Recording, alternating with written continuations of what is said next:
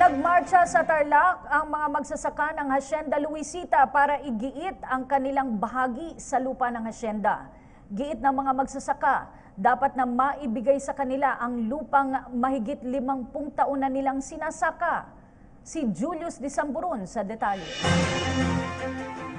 Isa ang kapatid ni Emmy sa mga nagbuwis buhay para lang ipagpatuloy ang laban. Maibalik lang sa mga magsasaka ang lupaing bahagi ng Hacienda Luisita. Para kay Emmy, sa loob ng 50 taong pamamayagpag ng pamilya Cuangco at Aquino sa Luisita, tila panahon na daw para ibalik na namang ito ang lupa sa mga tunay na nagsaka at nagbubungkal nito. Ang sinasabi natin ay failed itong ginawa ng DAR noon. Dahil ang ginawang manner of distribution is tambyolo.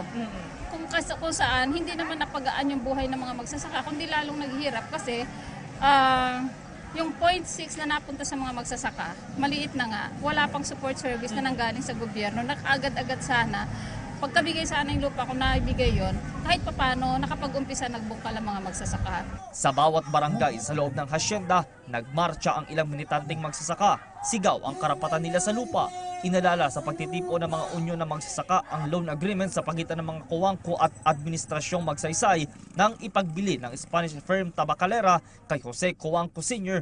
ang Azucarera de Tarlac. Sa kasunduang ito, pasok na dapat maibalik ang lupa sa mga magsasaka matapos ang 10 taon o dapat noon pang taong 1967. Nagmarka ngayon ang ika-5 taon mula ng ibaba ng Korte Suprema ang desisyon sa distribusyon ng ilang agricultural lands ng Luisita sa mga magsasaka na magpahanggang ngayon ay hindi daw sinusunod ng pamilya Cuangco at Aquino. Nakaraang taon sa pag-upo ni Agrarian Reform Secretary Rafael Mariano, ipinag-utos na din ito ang pagpapamahagi ng mga ektaryeng lupaing hawak ng Tarlac Development Corporation o TADECO sa mga barangay ng Balete at Kutkut. Para sa mga magsasaka, agri-workers, ang lupa ay katumbas ng buhay. Kaya po ang aming panawagan, isulong ang bungkalan, libre ng ipamahagi ang lupa at nananawagan po kami sa ating mga kababayan, ang issue po ng mga magsasaka at ng manggagawa sa agrikultura ay issue nating lahat. Tandaan po natin, kami ang lumilikha ng pagkain. Kaya po ang panawagan namin, stop killing peasants who feed the nation.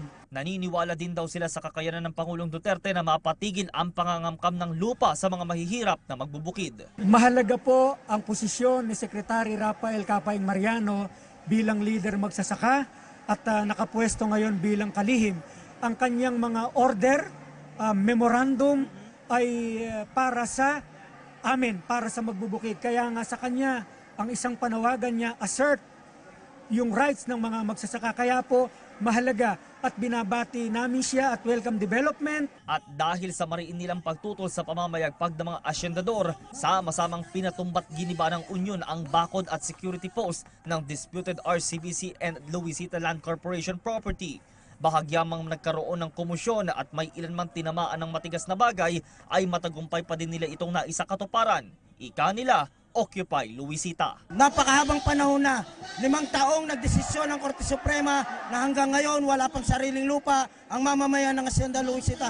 Bagkus tuloy-tuloy sa kontrol ng pamilya Cuangco Aquino ito. Yero na lang ang pagitan mula sa mga bantay ng lupain at mga militanteng grupo. Ani ng Union, sakaling tuluyan ng maibigay sa kanila ang lupang inaasam, hindi lang ito makakapaahon sa kanila sa kahirapan, kundi makakatulong sa bansa sa pagkamit ng kasapatan ng bigas. Sa ngayon, wala pang komento ang pamunuan ng hacienda sa insidente.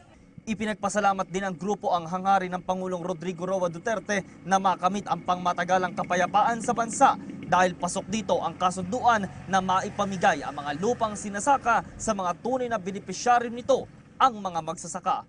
Para sa PTV News, Julius Disamburon, Hacienda Luisita, Tarlac.